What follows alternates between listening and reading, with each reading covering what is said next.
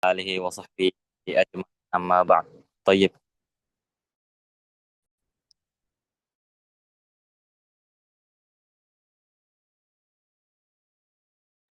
Bismillah, pada kesempatan kali ini alhamdulillah tak lupa senantiasa kita panjatkan puja dan puji syukur atas kehadirat Allah Subhanahu wa taala, karena atas rahmat dan berkahnya lah kita eh aja hasilnya.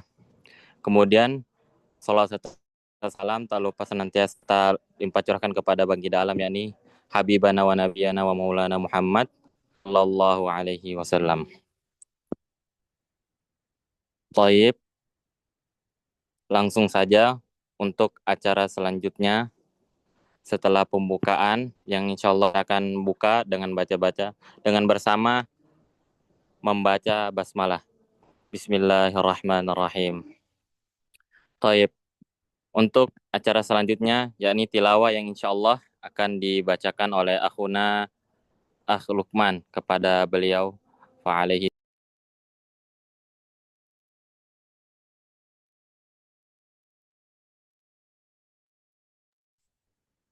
Bismillah. Assalamualaikum warahmatullahi wabarakatuh.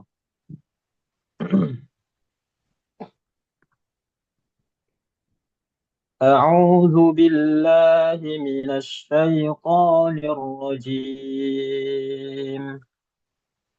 بسم الله الرحمن الرحيم. لله ما في السماوات وما في الأرض، وإن تبدوا ما في أنفسكم أو تخفوه يحاسبكم به الله، فيغفر لمن يشاء ويعذب من يشاء، والله على كل شيء قدير.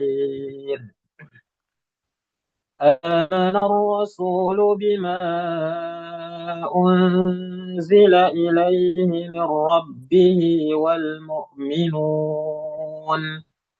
كل آمن بالله وملائكته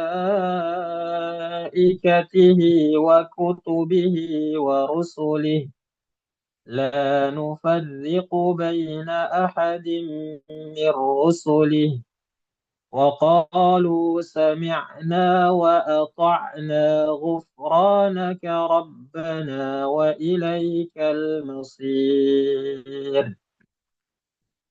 لا يكلف الله نفسا إلا وسعها، لها ما كسبت وعليها ما اكتسبت، ربنا لا تؤاخذنا إن نسينا أو أخطأنا، ربنا ولا تحمل علينا إصرا كما حملته على الذين من قبلنا، ربنا ولا تحملنا ما لا طاقة لنا به، واعف عنا واغفر لنا وارحمنا، أنت مولانا فانصرنا على القوم الكافرين. صدق الله العظيم. والسلام عليكم ورحمة الله وبركاته.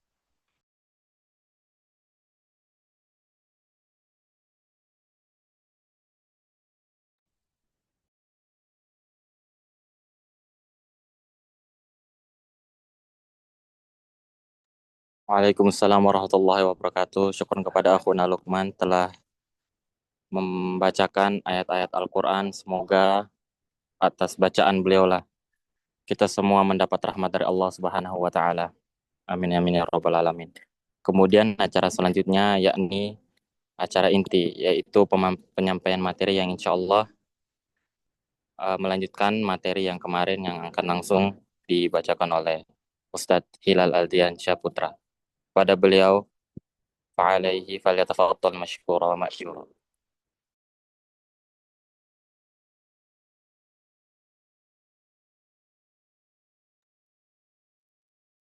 Bismillahirrahmanirrahim. Assalamualaikum warahmatullahi wabarakatuh. Waalaikumsalam warahmatullahi wabarakatuh. Alhamdulillah, salatu wassalamu ala rasulillah wa ala alihi wa ashabihi wa mawala. Subhanaka la ilma lana illa ma 'allamtana innaka antal alimul hakim wa tub alaina innaka antat tawwabur rahim. Allahumma anfa'na bima 'allamtana wa 'allimna ma yanfa'una wa zidna ilman. Allahumma wasi' madarika uqulina bifahmi anka ya rabbal alamin. Alhamdulillah pada malam hari ini kita bisa bermuajahah kembali untuk melanjutkan ma yatafaqah min mabahis min kitab al-fiqhi al-islami bainal aslah wa tajdid li Syekh Yusuf bin Abdullah al-Qaradawi rahmatullahi alaihi. Saya coba share screen dulu.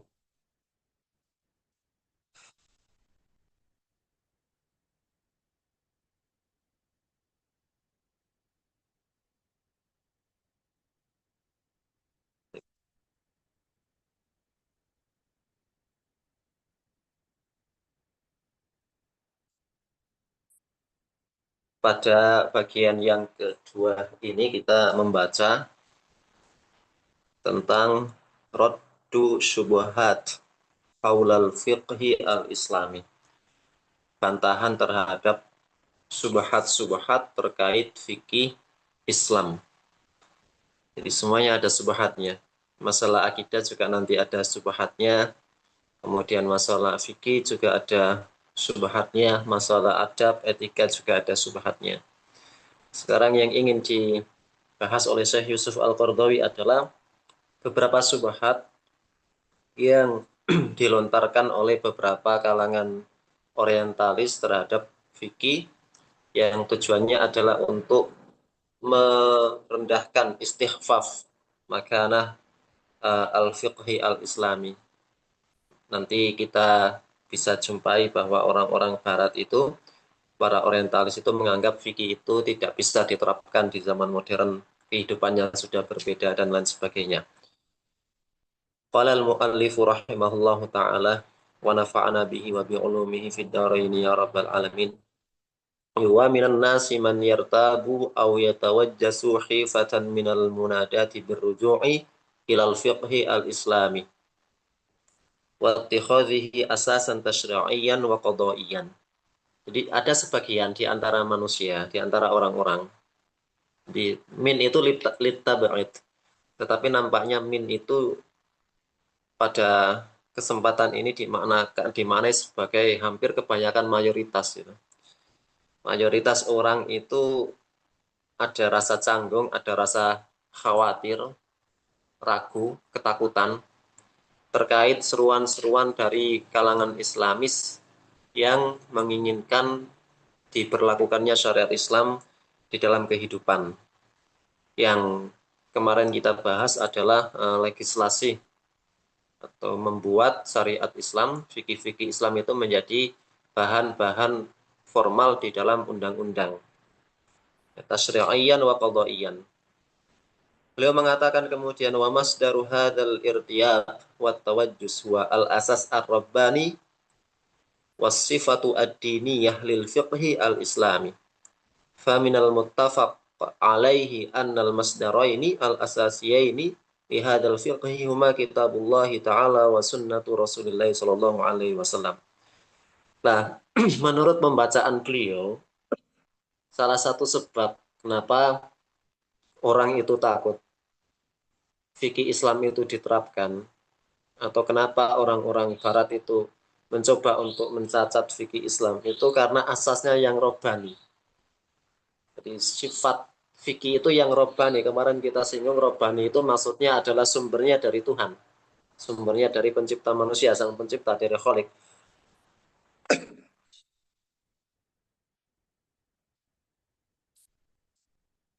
Orang nanti menganggap kalau sumbernya dari Tuhan itu nggak bisa di otak-atik gitu ya. Jadi, al-asas ar-rabbani wasifatu ad-diniyah lil fiqhi al-islami. Kemudian wahada dan asas rabbani dan sifat diniyah lil fiqhi al-islami itu yaqtadi fi nadharihim. Tentu fi nadharihim laisa fi nadharina.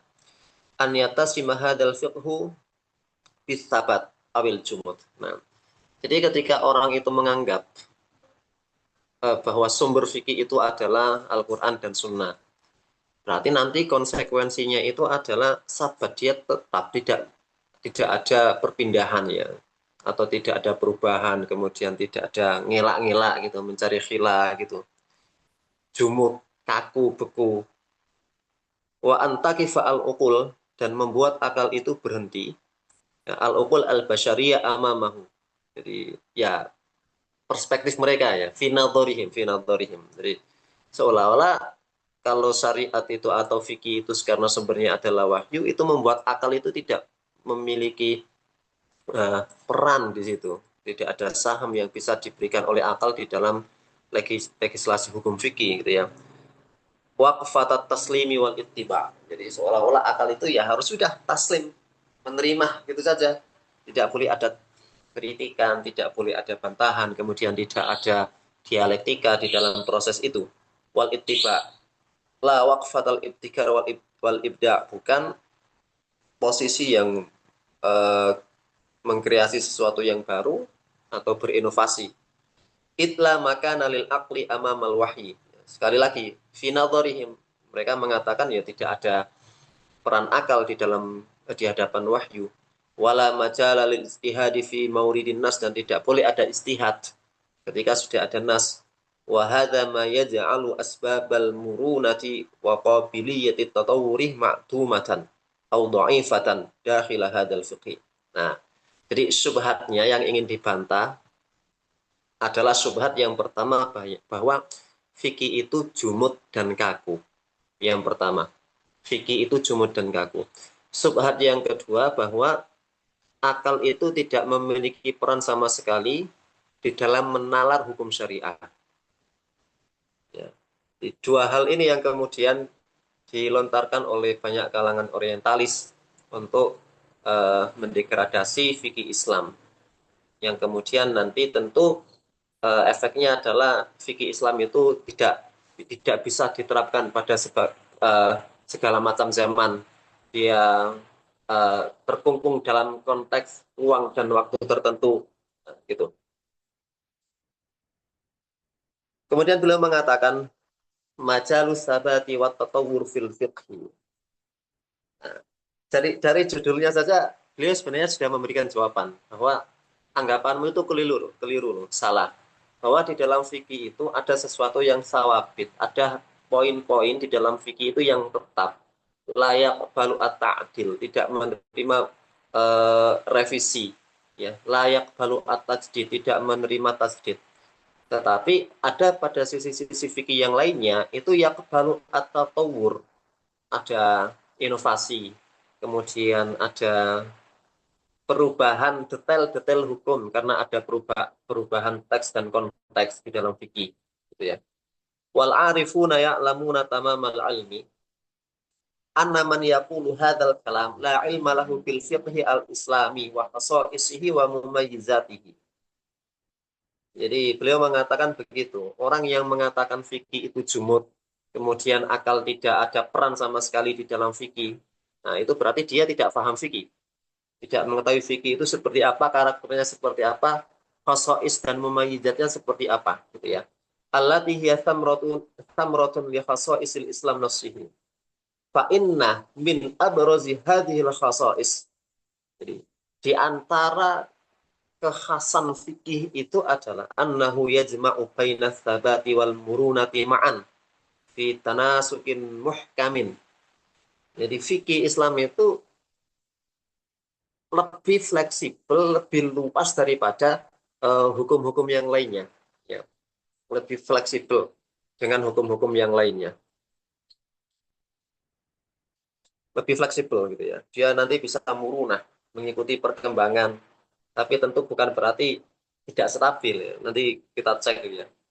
Wa tawazunin faridin falam yumil atau falam yamil mala yamilu ya, falam yamil ma'al qailina fi sabati al mutlaq. Fikih Islam itu ya tidak bersama dengan orang-orang yang menganggap bahwa fikih itu, bahwasanya hukum fikih itu benar-benar jumud. Alladzina jamadu al hayata wal insan walam yajnah atau yajnah ila al qailina fi taghayyuri al mutlaq kadzalik. Alladzina lam yaj'alu liqimatin wala limabda'in wala li syai'in ma thabatan aw khuludan bal kana wasatan adlan baina haula'i wa haula. Jadi terkait pandangan manusia kepada fikih itu ada tiga. Beliau menyebutkan di situ ada tiga pandangan gitu ya. Yang pertama tadi adalah orang-orang yang meyakini, menganggap bahwasanya fikih itu benar-benar ya udah nggak bisa dirubah sama sekali. As-sabat al-mutlak. Pokoknya kalau fikih zaman begitu ya begitu terus. Harus berlaku seperti itu terus sampai akhir zaman nanti. Itu kalangan yang pertama. Kemudian ada kalangan yang kedua. At-taghayyur al-mutlak. Pokoknya fikih itu digonta-ganti gitu ya. Nanti tahun ini ganti, kemudian nanti tahun berikutnya ganti lagi. Ya. Jadi at-taghayyur al-mutlak. Di antara dua sisi ekstrim ini sama-sama ekstrim. Yang satu mengatakan jumud tidak bisa dirubah, tidak menerima perubahan, akal tidak boleh ada dakhil sama sekali di situ. Di sisi yang lain ekstrim juga. Bahwasanya fikih itu pokoknya harus berubah terus. Kemudian akal itu harus dikedepankan. Nah, karakter fikih Islami tidak seperti itu. Kemudian tradisi-tradisi yang ada pada madrasah Ahlus Sunnah wal Jamaah, baik dalam 4 madhab ataupun madhab-madhab yang lainnya, itu adalah wasaton adlan. Ya. Jadi dia adalah wasaton adlan. Ya berada di tengah-tengah. Baina haula'i wa haula. Jadi ada sesuatu di dalam fikih itu yang memang layak balu at-taghyir wa ta'dil. Huwa kamakan saya pun tidak akan berbeda. Tetapi pada sisi dan aspek tertentu ada majal fikih itu yang mengikuti ya muruna yatakayyaf dengan berbagai macam duabit yang harus diperhatikan. Fal usulu al-kulliyatu sabiratun khalidah. Sya'nuha sya'nul qawanin al-kauniyah allati tamsik as-samawati wal arda an tazula au tattariba au tastadima ajramuha. Jadi di antara yang sawabit tidak berubah, beliau mengatakan itu adalah al-usul al-kulliyah. Al-usul al-kulliyah. Nah ini nanti ada bahayanya nanti, tapi ya, kita bahas dulu ya, kita baca ya. Jadi ada usul-usul kuliah yang kemudian dirapikan, distrukturisasi dalam bentuk kaidah-kaidah fikih. Misalnya kita mengenal ada al-qawaid al-khamsah, al-kulliyah al-kubra itu. Tentang al-umuru bimaqasidiha, kemudian al-masyaqqatu tajlibut taisir, kemudian la dharara wala dirar, kemudian al-yaqinu la yazulu bisyak, kemudian al-adamu muhakkamah. Itu dianggap sebagai kaidah kulliyah. Kemudian ada kaidah-kaidah lainnya misalnya al-adlu wal musawa, al-insaniyah. Ya, itu kan juga kaidah-kaidah kulliyah yang diajarkan di dalam syariat Islam. Ya, itu semua meyakini itu semua tetap. Ya, insaniyah, ya, musawa, kesamaan, kemudian al-hurriyah, itu semuanya adalah usul kulliyah. Usul-usul kuliah yang itu tsabita khalidah, tidak mungkin akan berubah. Dulu mengajarkan adil, maka sekarang juga harus mengajarkan adil, dan pada masa depan juga harus mengajarkan keadilan. Semua permasalahan itu harus diselesaikan dengan syura, wa amruhum syura bainahum. Ini masuk dalam kategori al-usul al-kulliyah. Zaman dulu kalau ada masalah, ya selesaikan dengan musyawarah. Hari ini ada masalah, ya selesaikan dengan musyawarah. besok zaman yang akan datang ada masalah ya selesaikan dengan musyawarah. Makanya ada ungkapan di dalam ta'limul muta'alim itu ada orang itu manusia sempurna, setengah manusia, bukan manusia. Ya, manusia sempurna itu adalah orang pinter yang dia ngajak musyawar orang lain di dalam menyelesaikan sebuah urusan. Kemudian orang setengah pinter, ya bukan orang setengah orang, ya setengah orang itu adalah orang pinter yang ketika memutuskan masalah tidak musyawarah dengan yang lainnya. Nah, orang yang bukan manusia, ya, nggak sempurna gitu. Lasyai itu adalah orang yang tidak punya akal, tidak bermusyawarah. Ya, dia ya tajarok saja melaksanakan apa yang terbesit di dalam pikirannya. Nah, jadi usul kuliah di dalam syariat itu dibandingkan sama dengan al-usul atau al-qawanin al-kauniyah. Hukum alam misalnya, matahari terbit dari timur ya sampai pada waktunya. Kemudian pergantian siang, pergantian malam, kemudian fungsi gunung ya, fungsi sahab, hujan, rantai makanan, dan lain sebagainya. Itu kan al-qawanin al-kauniyah yang tidak akan berubah. Ya, itu adalah al-qawanin al-kauniyah yang dia tidak akan berubah. Dia sabit sampai hari kiamat. Maka al-usul al-kulliyah di dalam syariat pun demikian. Ya, sebagaimana al-qawanin al-kauniyah itu menjaga agar langit tidak runtuh, bumi tidak hancur, maka al-usul al-kulliyah di dalam syariah itu adalah yang menjaga manusia agar tetap dia menjadi manusia, ya, menjaga kemanusiaan manusia. Nah, di samping ada yang namanya al-usul al-kulliyah, ada al-furu' al-juz'iyah. Ada al-furu' al-juz'iyah. Ya, hal-hal yang tidak prinsipil, yang sifatnya itu marinatun mutaghayyirah. Dia bisa lenggok-lenggok, kemudian bisa berubah-ubah. Fiha qabiliyatut tatawwur. Sya'nu ma fil kauni wal hayati min mutaghayyirat juz'iyyah. Lazimatun li harakatil insani wal haya. Jadi ada yang bisa berubah-ubah di dalam kehidupan ini. Maka di dalam fikih, di dalam syariat pun ada yang bisa berubah-ubah. Ya. Wa hakadza kana fil fiqhi al-islami mantiqatun mughlaqatun la yadkhuluha at-taghayyuru awit tatwir gitu ya. Jadi di dalam fikih Islam itu ada mantiqah wilayah yang memang sudah tertutup. Tidak boleh ada taghyir atau taghayyur, tidak ada perubahan dan tidak ada at-tatwir pengembangan. Ya pokoknya harus begitu. Orang sholat 3 rakaat maghrib dikembangkan jadi 4 rakaat kan nggak bisa. Gitu ya. Kemudian orang hajinya di Mekah dikembangkan, nanti hajinya di Mesir atau di Yaman gitu kan nggak bisa. Layak balu at-taghyir wa layak balu at-tatwir. Wahya mantiqatul ahkam al-qat'iyah. Jadi al-ahkam al-qat'iyah yang kemarin kita singgung itulah wilayah-wilayah yang dia tidak mungkin berubah. Ya, yang kita ambil dari sesuatu yang bersumber dari teks yang qat'i secara subut dan qat'i secara dalalah. Ya, tervalidasi bahwasanya itu benar-benar dari Rasulullah atau dari Allah. Al-Qur'an itu tervalidasi. Itu adalah dari Allah Subhanahu wa taala. Berarti itu qat'iyul wurud. Hadis mutawatir secara logika itu terkonfirmasi berasal dari Rasulullah.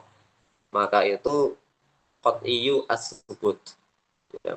Terkait qat'iyyu dilalah, maka nanti ada pembahasan-pembahasan tentang apa saja yang masuk dalam kategori qat'i, pasti di dalam dalalah.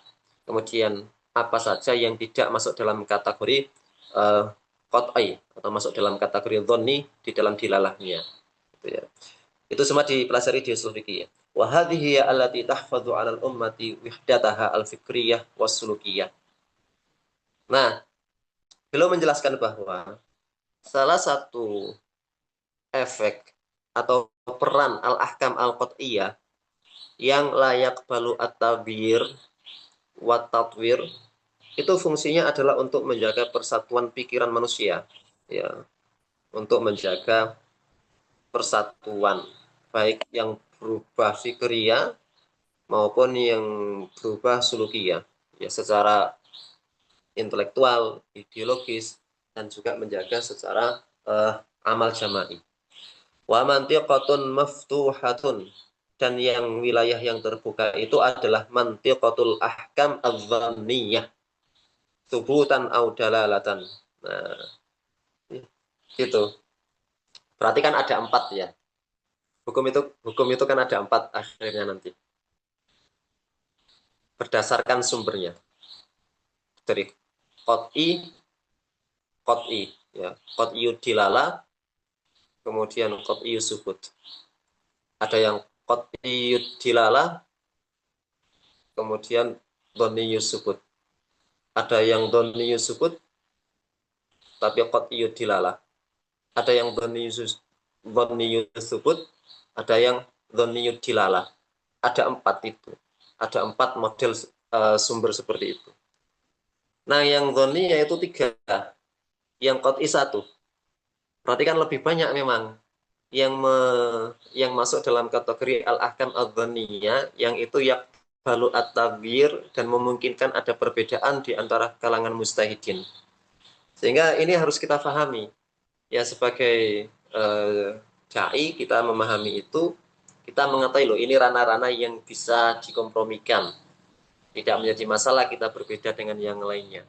Tapi kita juga harus meyakini, mencari, ya, meruntut di dalam pikiran kita perkara-perkara apa saja yang masuk dalam kategori prinsip dia adalah al-ahkam al-qat'iyah, yang bersumber dari dalil yang qat'i dan juga qat'i secara subut dan qat'i secara dilalah. Maka itu penting kita lakukan, dan itu nanti masuklah di dalam bab maratibul amal di fikih aulawiyat itu, ya. Wahia mu'dhamu ahkamil fiqhi wahia majalul istihad wa mu'tarakul afham wa minha yantaliqu al-fiqhu ila al-harakati wat tatawuri wat tajdid.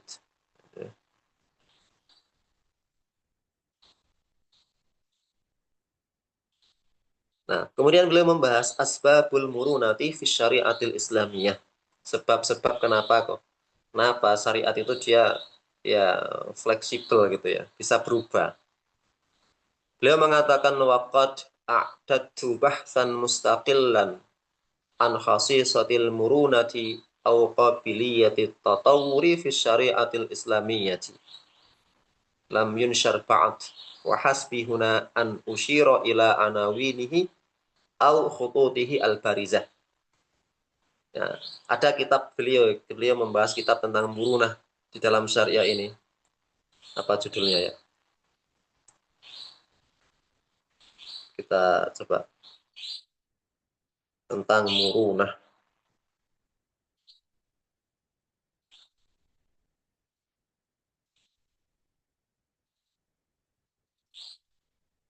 Jadi tentang murunah ini beliau, nah ini awamilus sa'ah wal murunah fi syariah. Ini kitab yang dimaksud di dalam bahas tadi ya. Beliau menyebutkan itu. Nah, ini beliau di buku ini menyampaikan ya dalil-dalil hujjah. Kenapa kok bisa berubah? Apa awamil-awamilnya gitu ya. Dan beliau memberikan banyak sekali contoh. Bahkan zaman Umar pun beda. Kadang zaman Utsman beda dengan kebijakannya Umar di dalam zakat. Dalam pembagian waris juga kadang di zaman Umar beda dengan apa yang ada di zaman Abu Bakar.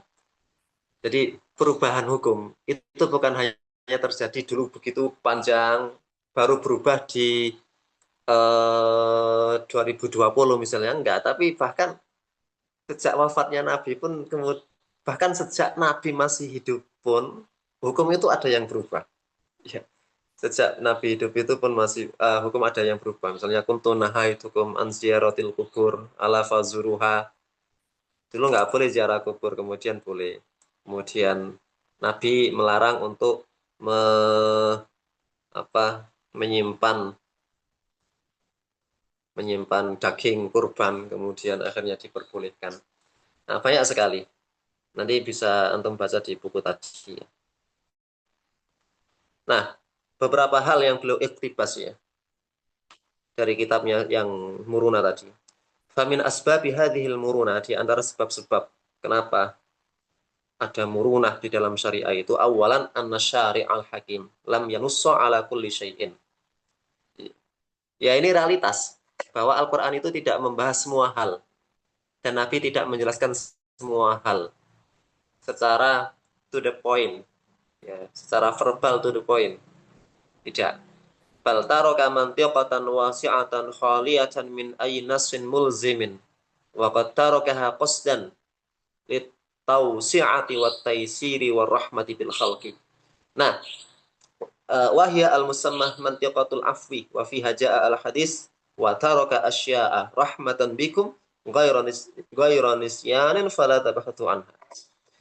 Jadi ada mantiqah wilayah yang memang sengaja tidak dibahas oleh syariat. Tujuannya apa?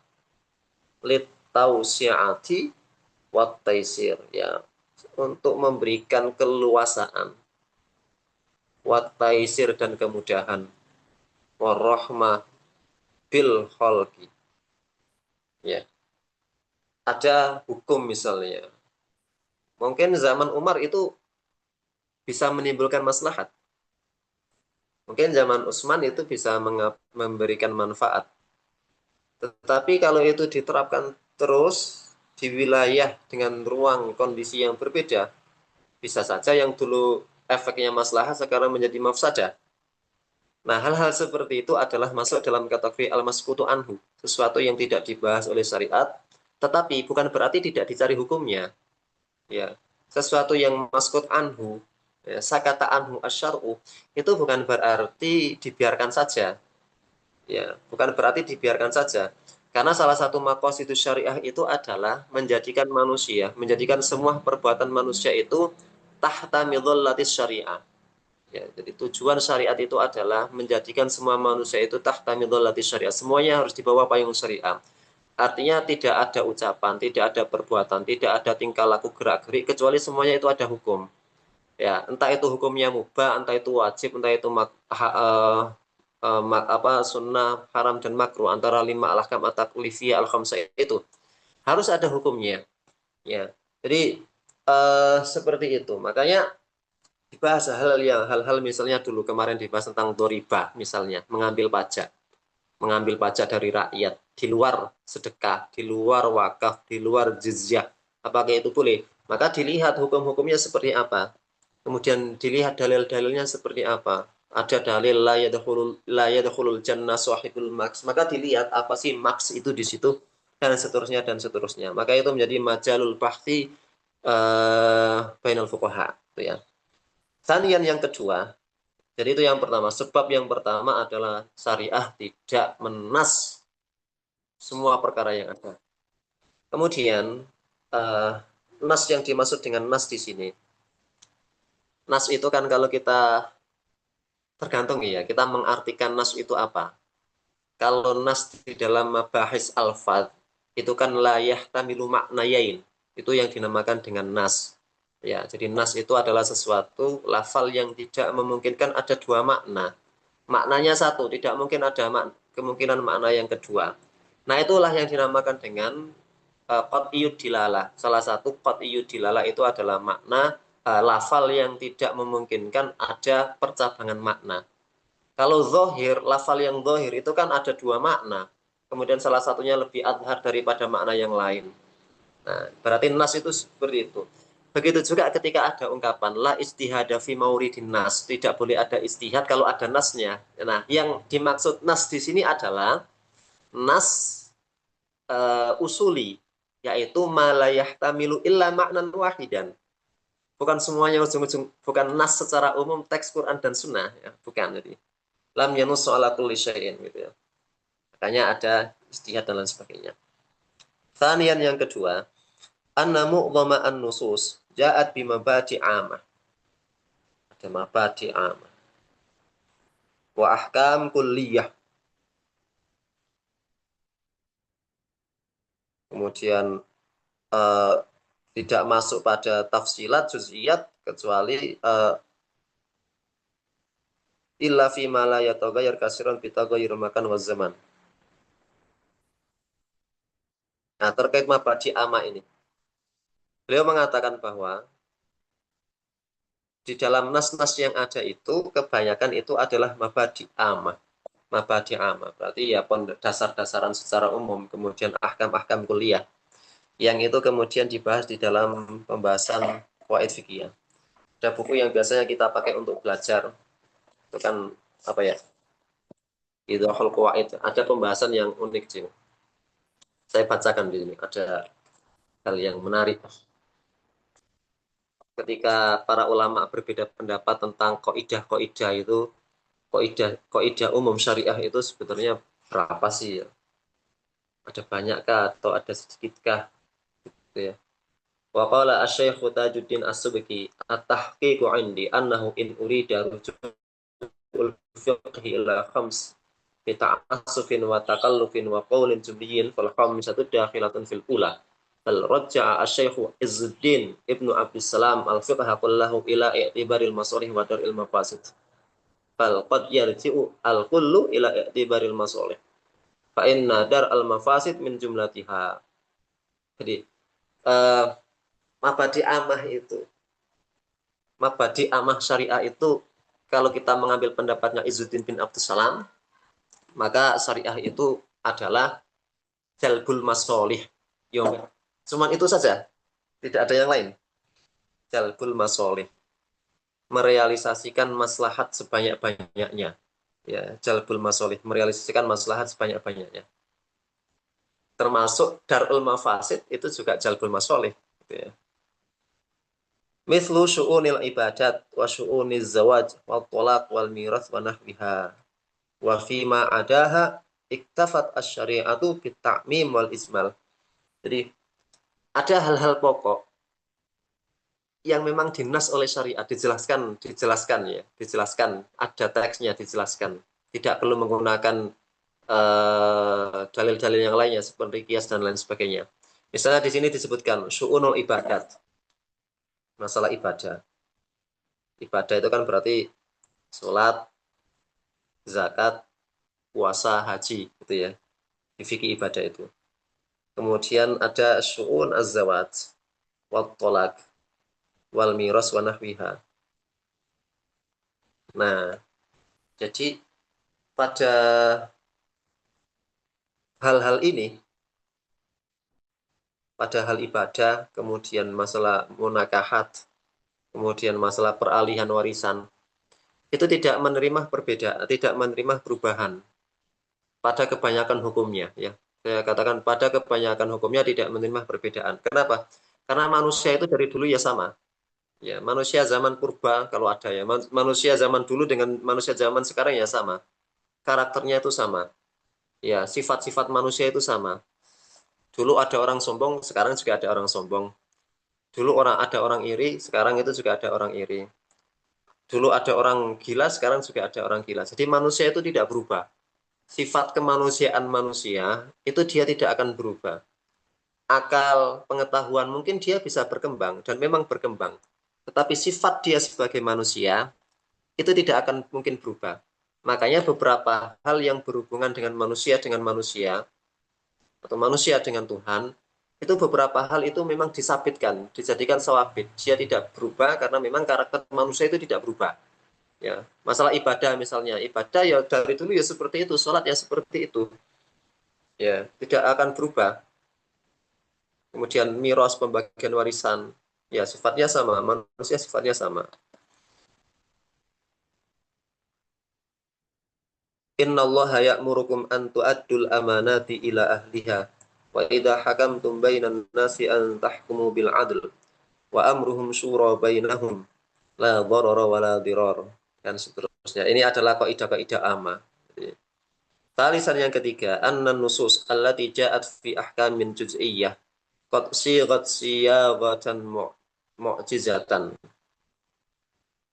bihaitsu tattasi'u li ta'addudil afhami wa tafsirat ma baina mutasyaddidin wa mutarakhisin wa ma baina akhidin biharfiyatin nassi wa akhidin biruhihi wa fahwahu wa qallama yujadu nassun lam yakhtalif ahlul ilmi fi tahdidi dalalatihi wa ma yustanbatu minhu wa hadha raji'un ila tabi'atil lughati wa tabi'atil bashari wa tabi'atit taklifi. Jadi yang ketiga, kenapa syariat itu dia ada muruna? Banyak sekali nusus itu datang dalam bentuk yang simple sebagai ijaz, ya. Sebagai ijaz min jawami'il kalim, dari kata-kata yang simple kemudian dia bisa menghasilkan banyak sekali hukum. Misalnya ada hadis innamal a'malu binniyat. Innamal a'malu binniyat itu hampir masuk kepada semua bab fikih. Ada masalah niat di situ. Bahkan ada yang mengatakan 70 bab masuk di dalam hadis innamal a'malu binniyat. Ya. Maka hal seperti itu kemudian ada sebagian orang yang mutasyaddid, ada yang mutarakhis, ya, ada yang dia zahiriyah, ada yang mengambil tentang makna-maknanya saja. Itu sebab yang ketiga. Kemudian rabi'an anna mil'ah mantiqatil faraq at-tasri'i awil af yumkin an yatimma bi wasail muta'addidah yakhtalifu al-mustahiduna fi i'timadiha wa taqdiri madal akhdhi biha ma baina mudayyiqin wa muwassi'in fahuna ya'ti daurul qiyas awil istihsan aw istislah aw mura'atil urfi awil istishabi aw ghairiha min adillati ma lan nasufihi min adillatin ma lan nasufihi. Jadi yang keempat, asbabul murunah yang keempat ini adalah bahwa bagian-bagian yang kosong itu, yang tidak ada nasnya, itu para fuqaha memungkinkan untuk mengisi wilayah kosong itu dengan berbagai model pendekatan, dengan berbagai model istimbat. Ada yang menggunakan qiyas, ada yang menggunakan istihsan, ada yang menggunakan istislah, ada yang istishab, ada yang i'tibarul urfi, ya, dan lain sebagainya. Sehingga akhirnya ada murunah, benar-benar ada murunah hal kosong. Orang mengisi gelas yang kosong itu bisa dia pakai air Sprite, dia bisa pakai Coca-Cola, dia bisa pakai cuka, dia bisa pakai jus apel, macam-macam. Ya, selagi sesuatu yang diisikan di situ adalah mu'tabaroh, maka itulah yang menyebabkan murunah. Ya, kadang hari ini masalah itu cocok menggunakan pendekatan qiyas. Kemudian pada zaman berikutnya mungkin nggak cocok itu digunakan pendekatan qiyas. Ya, cocoknya adalah menggunakan maslahah mursalah. Ya, menggunakan maslahah mursalah. Pada kesempatan yang lain masalah itu tidak cocok digunakan pendekatan itu, tapi menggunakan pendekatan istihsan dan seterusnya dan seterusnya. Jadi yang keempat ini, sesuatu yang kosong itu harus ada hukumnya dan para ulama memiliki cara yang banyak untuk mengisi sehingga dia ya berkembang kemudian banyak perbedaan. Khamisan yang kelima, taqriru mabda' taghayyuril fatwa bi taghayyuriz zaman wal makan wal hal wal urf. Nah, di sini akhirnya kita mengakui bahwa fatwa kemudian jawaban hukum atas sebuah pertanyaan itu selalu berhubungan dengan kondisi dan situasi. Dan ini harus diakui, taghayyurul fatwa bi taghayyuriz zaman wal makan wal hal wal urf. Kemudian ada al-hukmu yaduru ma'a illatihi wujudan wa adaman. Ada beberapa contoh di sini. Wa huwa mabda'un taqarrara mundu ahdi sahabah alladzina kanu aktsarun nasi ri'ayatan lahu wa bi khasatin Umar. Jadi mabda' atau prinsip taghayyurul fatwa itu sudah terjadi, sudah ada dan diakui sejak zaman sahabat. Kan terutama Umar, kama fi mauqifihi minal muallafati qulubuhum.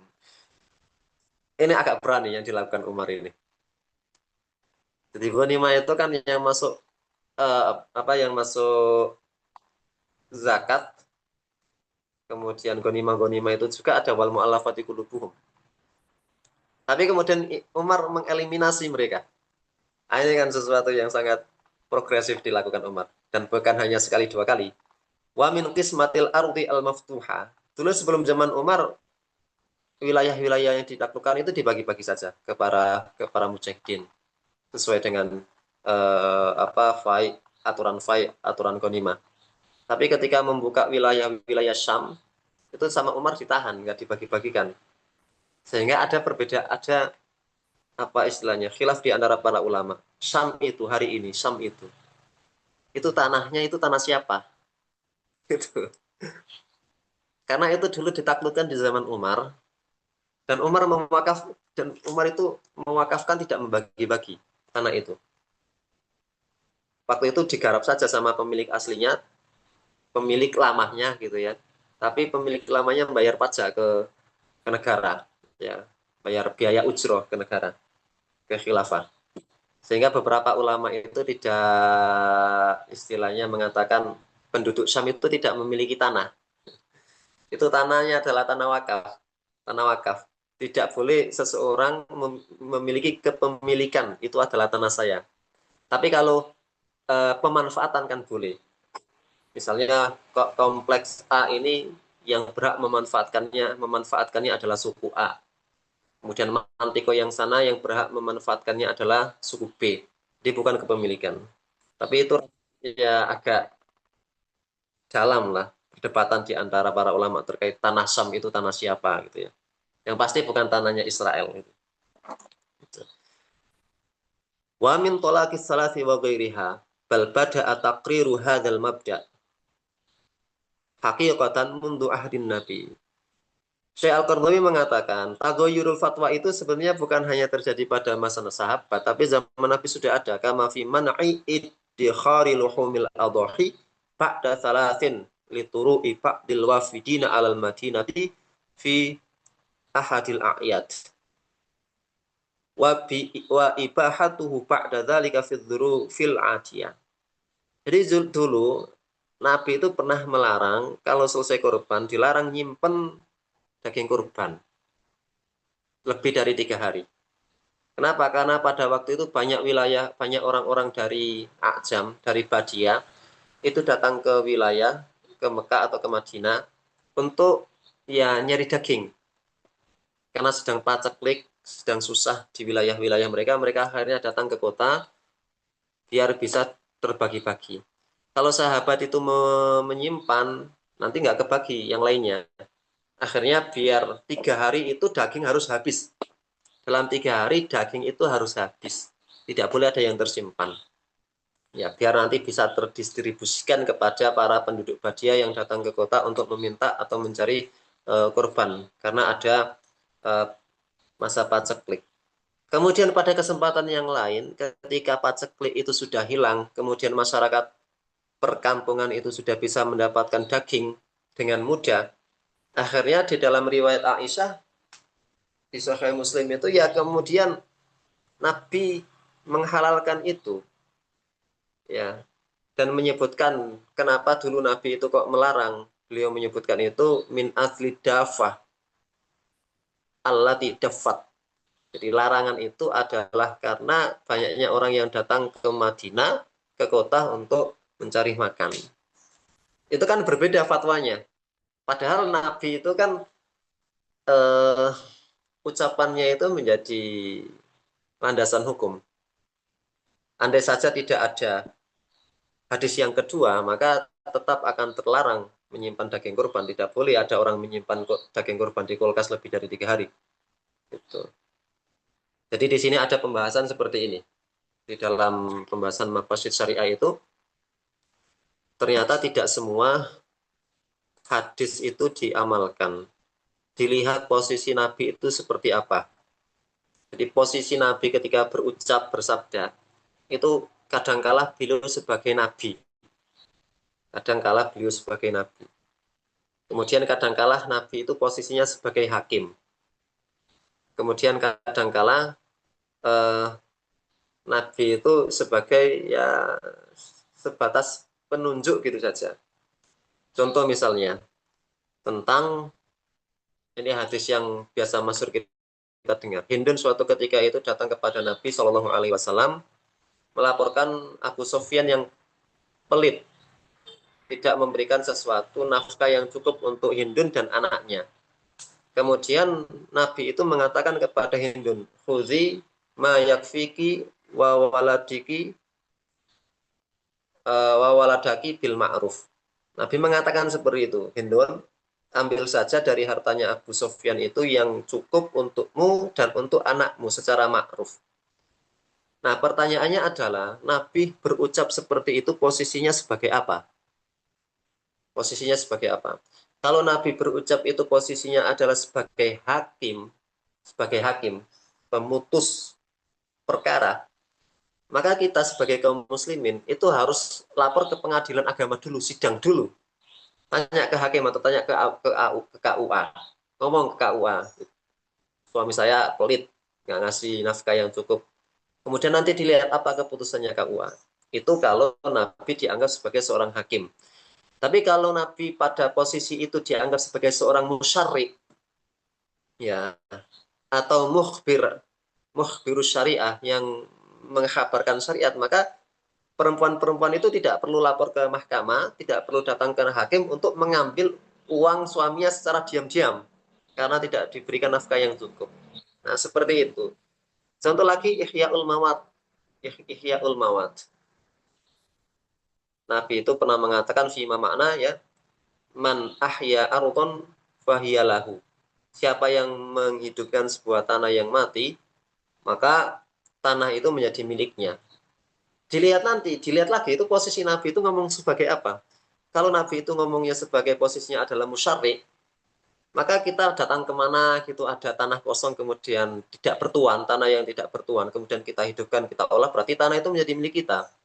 Tapi kalau saat itu Nabi posisinya adalah sebagai kepala negara, oh berarti kita di sini harus lapor dulu ke presiden atau orang yang didelegasikan di dalam hal ini adalah Kementerian Pertanahan, ya, yang menterinya Nusron Wahid sekarang itu. Berarti harus ke situ lapor dulu. Di sini ada tanah kosong. Bolehkah saya memiliki tanah itu? Nah, seperti itu. Jadi banyak hal yang kemudian merubah hukum gitu. Banyak hal yang kemudian merubah hukum. Itu bisa antum baca bab-bab itu di Fikih Tasyri' ya. Itu kalau mau yang ringkas antum baca bukunya Syekh Wahbah Az-Zuhaili. Tarikh Tasyri'. Kalau antum pengen yang agak eksplorasi lebih banyak, antum baca Tarikh Tasyri' yang ditulis oleh Syekh Mana' Khalil Al-Qattan.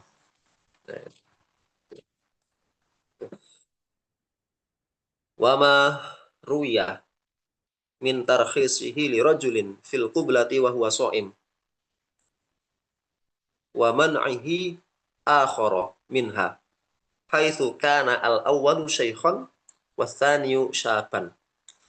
Ada perubahan fatwa lagi. Suatu ketika Nabi itu didatangi orang ditanya, hukum mencium istri, ciuman suami istri pada bulan Ramadan. Nabi dijawab nggak boleh ciuman. Kemudian pada kesempatan yang lain ada orang lain bertanya, apa hukumnya Nabi, apa hukumnya ciuman di bulan Ramadan? Ya, yang awal tadi membolehkan, yang kedua tidak boleh, misalnya begitu. Loh, kok bisa berubah fatwanya? Ya ternyata memang yang bertanya itu beda. Nabi menjawab tidak boleh karena yang bertanya itu adalah anak muda. Kenapa? Kalau anak muda itu diizinkan untuk cium-ciuman nggak bisa nahan nafsu, ujung-ujungnya dukhul nanti. Kalau sampai dukhul itu ya minal kabair, jima di dalam tina hari Ramadan. Tapi yang kedua, yang kemudian Nabi membolehkan itu yang bertanya adalah mbah-mbah. Yang mbah-mbah ya sudah tidak, istilahnya sudah tidak terlalu nafsu lagi sama istrinya, sama-sama nggak nafsu, tapi karena cinta ya cium-ciuman itu aja. Nah itu Nabi ketika mengizinkan ya ciuman saja, kamu sudah tua gak bakal duhur. Istilahnya Ustaz nggak bisa intisar gitu ya. Akhirnya berbeda, jawaban itu berbeda berdasarkan dengan penanyanya. Nah, seperti itulah kenapa ya terjadi ya murunah lah. Sadisan yang keenam, taqriru mabda' riayatid darurat wal a'dzar. Prinsip untuk menjaga hal-hal yang darurat dan a'dzar. Kan ada tingkatan, ada darurat, kemudian ada hajiat, kemudian ada tahsiniyat, ada takmilat. Sesuatu dianggap darurat. Darurat itu kalau mengancam nyawa atau mengancam keselamatan anggota badan, itu baru dinamakan dengan keadaan darurat. Ya. Yang kedua, tingkatan yang kedua ada yang namanya hajiat, al-hajiat. Ya, bahasa ekonominya apa itu? Sekunder. Ya. Hajiat. Hajiat ini kalau tidak terrealisasi, itu akan membuat hidup kita susah. Tapi tidak sampai membunuh, tidak sampai menghilangkan nyawa, tidak sampai merusak anggota badan. Itu hajiat, hal-hal yang hajiat sekunder. Ada yang kemudian yang ketiga tahsiniyat. Tahsiniyat ya kalau dia sifatnya melengkapi saja. Itu. Nah, syariat itu sejak awal meriayah keadaan-keadaan darurat. Kemudian memberikan uzur. Memberikan uzur. Wadzuruf al-istisnaiyah. Keadaan-keadaan yang ya terkecualikan. Biisqatil hukmi au takhfifihi. Nah, bentuk riahyanya syariah terhadap keadaan-keadaan darurat dan uzur-uzur itu adalah dengan isqatul hukmi, menggugurkan hukum. Au takhfifihi, atau meringankan. Tashilan alal bashar. Wa mura'atan li dha'fihim. Amama daruratil qahirah wa dzurufid dhaghithah. Makanya nanti akan berbeda hukumnya kan. Kadang ada orang tidak mendapatkan makanan, kemudian dia cuman ada daging babi, kemudian daging babi dihalalkan. Ini kan berubah, ada murunah. Jadi kalau tidak ada seperti itu, misalnya pokoknya daging babi haram, titik, tidak ada komanya. Wah, ya akhirnya orang mati di situ nanti karena kelaparan. Kemudian ada orang makan pentol kesedak, nggak ada air, cuma ada khamr di depannya. Nah, itu khamrnya bagaimana? Diminum haram, nggak diminum mati. Nah, itu kalau fikih sifatnya kaku, ya mati beneran dia. Khamr haram, ya mati.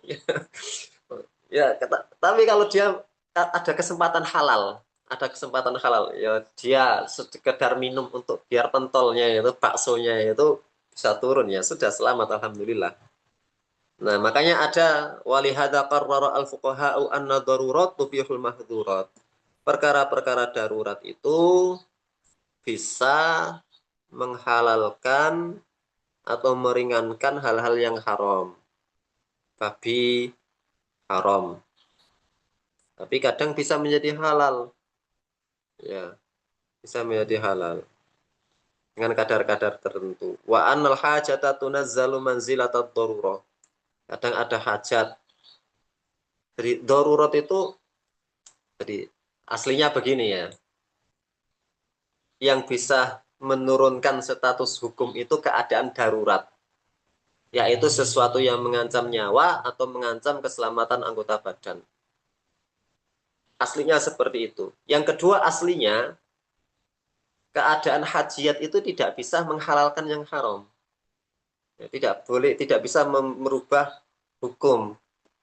Tapi pada keadaan-keadaan tertentu ada loh hajiat yang itu diposisikan sebagai darurat sehingga mahzuratnya itu juga dibolehkan. Ya, misalnya ya beberapa contoh misalnya di kitab-kitab kaidah fikih yaitu an-nazar ila auratil mar'ah. Itu kan tidak boleh. Tapi pada keadaan tertentu hajat saja, hajat. Misalnya orang ngelamar itu kan ada yang namanya nazar, proses nazar. Sedangkan untuk merubah yang haram menjadi boleh itu diperlukan darurat. Sedangkan nazar itu bukan darurat, hanya hajat saja. Ya kan nazar qabla zawat itu hajat saja, bukan darurat. Tidak ada nyawa terancam, tidak ada anggota tubuh yang terancam. Akhirnya di situ al-hajah tunazzal manzilatad darurah. Iya, amatan kanat au khosoh gitu ya. Ma'aqaid annama ubiha lid darurati yuqaddaru biqadrihi atau biqadarihi. Ini penting. Iya, syariat itu menghalalkan beberapa perkara yang haram karena dzuruf tertentu. Tetapi semuanya itu harus yuqaddar biqadrihi. Misalnya nyentuh perempuan itu haram, non mahram nyentuh perempuan itu haram. Di depan kampus Libya ada ibu-ibu keserempet busway. Di situ laki-laki semua. Haram kan nyentuh gitu, haram nyentuh. Tapi itu harus ditolong, dibawa ke ambulan, dibawa ke GMC, dibawa ke rumah sakit Pasar Minggu. Itu kalau orang bisa menolong hanya dengan dua tangan dipegang atau hanya sudah bisa menolong dengan memegang satu tangan, ya udah pegang satu tangan saja. Itu kan berarti iltiqa ubasyaratai. Ya, almar'ah warrajul yang bukan mahram, aznabiyah lah. Awalnya kan haram, sentuhan laki-laki perempuan itu haram. Tapi karena ada darurat menolong, kalau sudah bisa menolong dengan satu tangan, ya tolong dengan satu tangan. Jangan ikut dua-duanya. Kalau sudah bisa menolong dengan merangkul begini saja, ya rangkul saja, jangan dipeluk. Nah, itu semuanya harus diukodari. Ya, tidak boleh mencari kesempatan dalam kesempitan. Itu namanya menyelam sambil minum garam. Itu apa itu? Menyelam sambil minum air. Nggak boleh. Nyelam-nyelam saja, jangan diminum airnya. Nggak enak gitu. Nah, harus diperkirakan. Di keadaan darurat itulah yang kemudian nanti bisa merubah-rubah hukum. Dan itu menjadi salah satu sebab murunahnya hukum Islam. Oke. Mantiqiyatul fiqhi al-islami. Kemudian kita berbicara kepada logika fikih. Ya, logika fikih. Ini baru jam 9 lebih ya. Wa syubhatun ukhra asaraha ba'dul mustasyrikin seperti Yusuf Skat ya, wa bayruhu lihawa fi anfusihim banauha alal asas ad-dini lil fiqhi al-islami wa za'amu anna hadzal fiqha fiqhun ta'abbudiyyun tahakkumiyyun la yakhda' lil aqli wa la yarhubu lil mantiqi wa la yaqbalu ta'lilah wa innama yajibu an yu'khad bit taslimit wa tafwid wa illam yudrak kunhu wa lam yu'raf wajhul maslahati fihi kama yajibu an yatalaqqa atau ini yutalaqqa bir ridha wal qabul wa in tanaqadat ahkamuhu fi ma bainaha ya wa daraba ba'daha ba'dun. Jadi ada subhat yang lain ya yang di awal tadi juga sudah disinggung terkait posisi akal. Jadi beliau mengatakan bahwa di antara subhat yang disebarkan oleh orang-orang orientalis ini adalah anna hadzal fiqha fiqhun ta'abbudiyun tahakkumiyun. Fikih itu hanya sangat-sangat ta'abbudi sifatnya. Sangat teologis gitu ya. Tidak ada unsur maslahat duniawiyah di situ. La yakhda' lil aqli, tidak boleh membebek membio kepada akal, tidak boleh gitu. Katanya begitu. Wala yarhubu lil mantiq, ya, tidak ramah terhadap logika. Wala yaqbalu at-ta'lil, tidak menerima ta'lil, penjelasan hukum-hukum. Wa innama yajibu an yu'khadha bit taslimi wat tafwid, tetapi harus diambil dengan taslimnya sudah, apa yang dikatakan itu yang dilakukan. Wat tafwid, kemudian menyerahkan, apa sih maksudnya itu ya sudah diserahkan saja kepada Allah, pokoknya disuruh begitu ya begitu gitu ya. Wa illam yudrak kunhu, meskipun tidak diketahui hakikatnya. Walam yu'raf wajhul maslahati fihi, dan tidak diketahui maslahatnya. Kama yajibu an yatalaqqa, ya yatalaqqa fa'ilnya kita buat fa'ilnya manusia gitu ya. An yatalaqqa rajulun gitu ya. Birridha wal qabul. Wa in tanaqadat ahkamuhu fi ma bainaha. Ya. Jadi ini terkait akal ya. Terkait masalah akal, fikih dan akal. Di akal ini kan menjadi objek pembahasan yang sangat apa istilahnya ya, sensitif. Apakah kita beragama itu pakai akal atau apa gitu ya? Apa kita beragama pakai akal atau pakai apa gitu? Atau pakai dalil gitu? Seolah-olah akal dengan wahyu itu sesuatu yang bertentangan. Seolah-olah akal dan wahyu itu bertentangan. Ada mukadimah disampaikan oleh Al-Ghazali ya. Al-Ghazali itu di awal-awal kitab Al-Mustasfa itu beliau mengatakan, saya baca di sini ya, tentang posisi akal dengan wahyu. Beliau mengatakan, qala Al-Ghazali rahimahullah taala, wa asyraful ulumi dan semulia-mulianya ilmu ma izdawajah atau mazdawajah yang bergabung fihi di dalam ilmu tersebut al-aqlu akal wasa'u dan sam'u wahyu. Jadi beliau mengatakan Al-Ghazali hujjatul Islam ya, hujjatul Islam. Semulia-mulianya ilmu itu adalah ilmu yang di dalam ilmu itu menggabungkan antara akal dengan wahyu. Wastahaba fihi ar-ra'yu wasyara'u, dan ada sinergi di dalam ilmu itu antara logika dengan syariat. Jadi nggak bisa dipisahkan antara logika dengan wahyu. Ya, dan Islam itu adalah agama logika dan wahyu. Beliau kemudian mengatakan wa ilmul fiqhi wa usulihi min hadal qabil atau min hadal qubail. Biasa kita baca qabil gitu. Jadi ilmu fikih, ilmu usul fikih itu masuk dalam kategori ilmu yang menggabungkan antara asyar'u war ra'yu, as-sam'u wal aqlu. Itu ilmu fikih dan usul fikih. Makanya ilmu fikih dan usul fikih menjadi ilmu yang sangat mulia karena menggabungkan antara al-aqlu was-sam'u. Fa innahu ya'khudhu min saffis syar'i wal aqli sawa as-sabil. Karena ilmu usul fikih, ilmu fikih itu mengambil dari wahyu yang jernih dan akal yang lurus. Fala huwa tasarrufun bimahdil uqul. Ilmu fikih, usul fikih itu bukan ilmu yang akal-akalan tok. Bihaitsu la yatalaqahu asyar'u bil qabul, di mana syariat itu tidak diterima. Wala huwa mabniyun ala mahdit taqlid alladzi la yashhadu lahul aqlu bit ta'yid wa tasdid. Dan ilmu fikih usul fikih itu juga bukan ilmu yang dibangun di atas taklid tok. Kalau kita taklid mau taklid ke siapa? Ya, taklid ke wahyu, tidak mungkin taklid ke wahyu itu ya. Tetap dia taklid kepada pembaca wahyu. Maka itu mengindikasikan bahwa ya sudah, bahwasanya logika dan wahyu itu adalah sesuatu yang berbarengan dan tidak bisa dipisahkan. Makanya kalau kita belajar, atau ungkapan yang sering kita dengar itu kan, akal yang sehat itu kan tidak akan pernah menyelisihi nas yang soreh. Ya, itu perlu ya diingat-ingat lah, ingat-ingat. Kemudian misalnya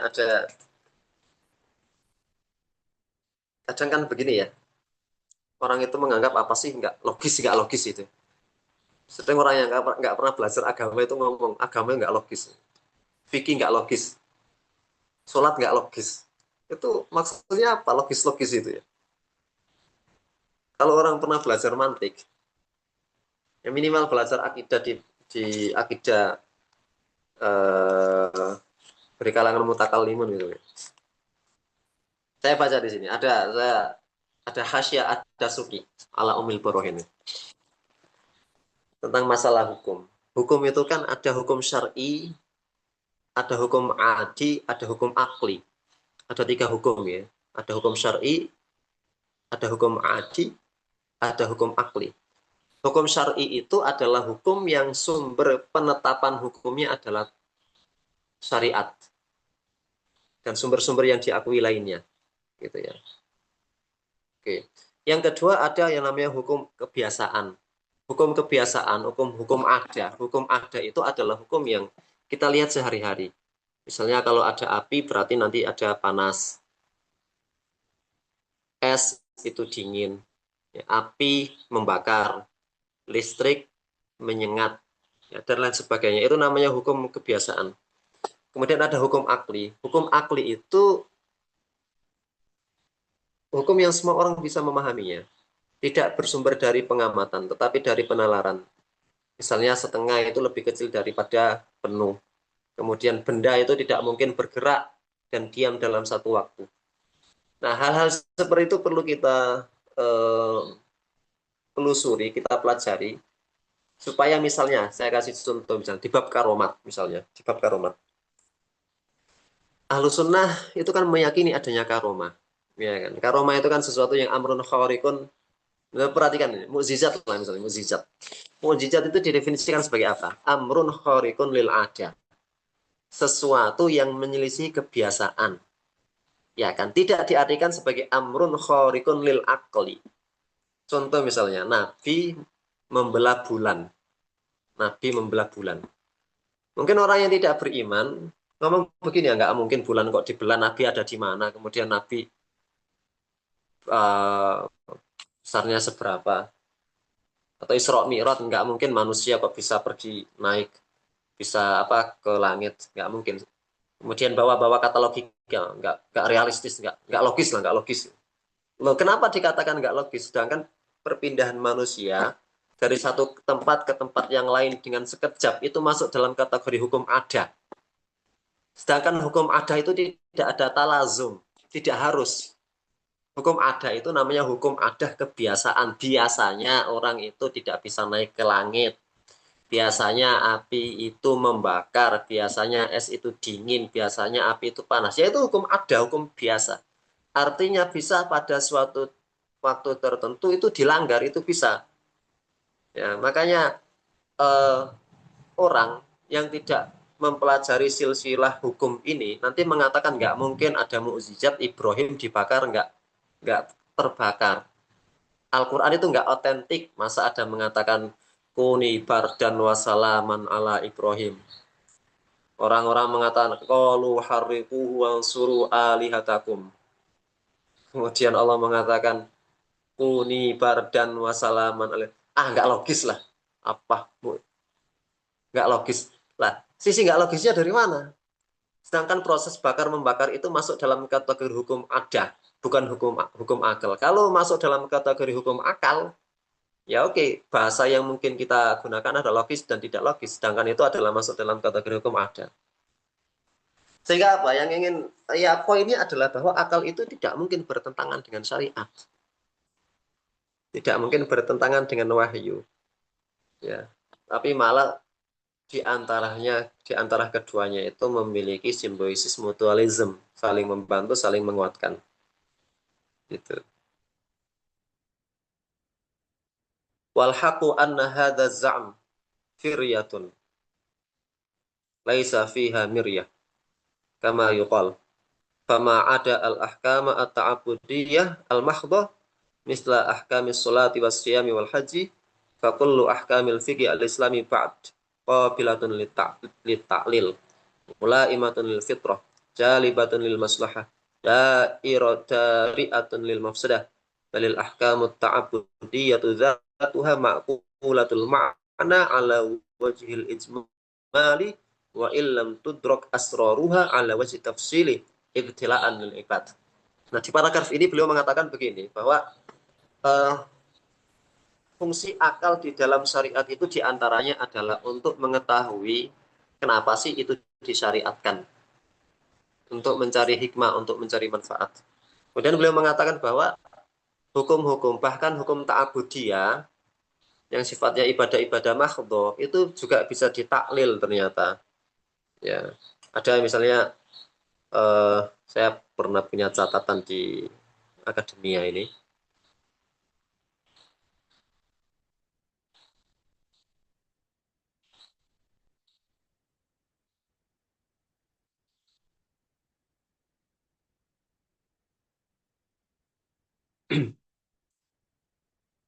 Ini ada di akademia.edu ya. Nanti tulis nama lengkap saya, tambahi akademia. Nanti ada paper ini.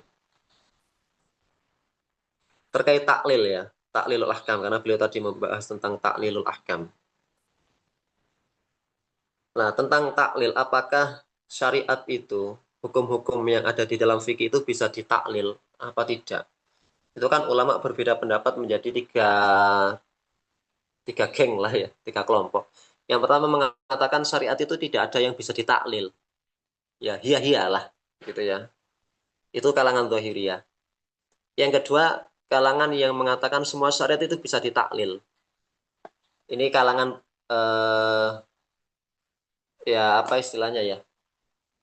Batiniyah, kalangan esensialisme. Ya, esensi-esensi tidak perlu sholat kalau dia sudah baik gitu ya. Wong dia tidak sholat itu saja tidak baik gitu ya. Kemudian ada kalangan yang pertengahan, yaitu semua hukum itu bisa diketahui hikmahnya dengan porsi yang berbeda. Dengan porsi yang berbeda. Artinya semua hukum termasuk apa yang dikatakan oleh Syekh Al-Qardawi tadi, bahwa semua hukum itu bisa mu'allalah ala wajhil ijmal. Ya, sholat misalnya kenapa? Ya, tanha anil fahsya wal munkar. Zakat di apa? Litutahhiruhum. Kemudian haji untuk menjaga eh, tidak ada layar fus wala fusuqa gitu ya, dan seterusnya. Jadi secara global ada. Nah, taklil ahkam ini sudah terjadi sejak zaman dahulu ya. Misalnya ada beberapa kitab-kitab yang ditulis misalnya oleh Al-Hakim At-Tirmidzi. Al-Hakim At-Tirmidzi ini adalah sufi falsafi yang pertama-tama menulis banyak hal terkait rahasia-rahasia ibadah. Misalnya beliau menulis kitab Al-Hajj wa Asraruhu, I'lalus Syariah. Kemudian ada I'lal Al-Ubudiyah. Kemudian Imam Al-Maturidi, ya penggagas mazhab Maturidiyah, menulis kitab Ma'khad Asy-Syariah. Kemudian ada Al-Qaffal Asy-Syasi menulis Mahasinus Syariah. Ini nanti beliau menyebutkan berbagai macam taklilat atas hukum-hukum yang ditetapkan di dalam syariah. Ya. Oke. Nah, seperti itu. Jadi fakullu ahkamil fiqhi al-islami qabilatun lita'lil. Bisa loh dicari hikmahnya. Ya, mula imatun lil fitrah, sesuai memenuhi hajat fitrah manusia. Jalibatun lil maslahah, dia bisa merealisasikan maslahat. Dari atun lil mafsadah, bisa mencegah mafsadah. Ya. Nah, dan seterusnya. Wa mahma yakun min khilafin wa mahma yakun min khilafin fi mas'alati tahsini wa tabdih al-aqliyah ini fa innal jami'a muttafiquna ala ta'lilil ahkam asy-syar'iyyah wa rabtiha bil ma'ani al-ma'qulah. Ma'ada fi'atan qalilatan syazzat an jumhuril ummah wa ankarat irtibatul ahkami bil ma'ani wal ilal kama ankarat al-qiyasa wa ma yalhaqu bihi atau wa ma yulhaqu bihi min istislahi wa ghairihi wa hadhihi ya fi'atu dhahiriyah allati lam yastati madhhabuha an ya'mirah bainal muslimina tawilan wa baqiyat habisan fil kutub, ya, wa baqiyat habisan fil kutub.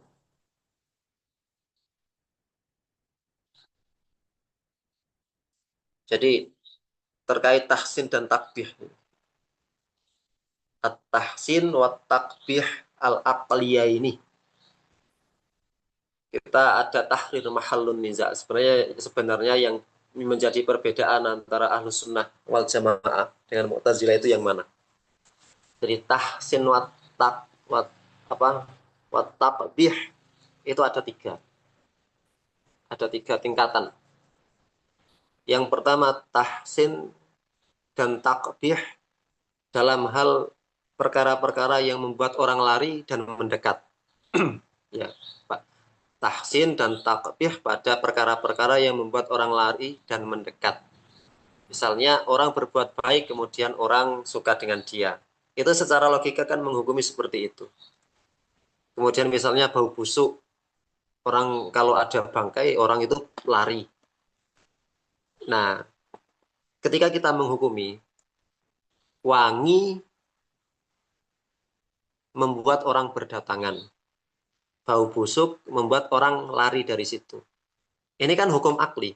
Kita membuat hukum itu secara logika kita, dari logika kita. Itu yang pertama. Yang kedua, an-naqsu wal kamal.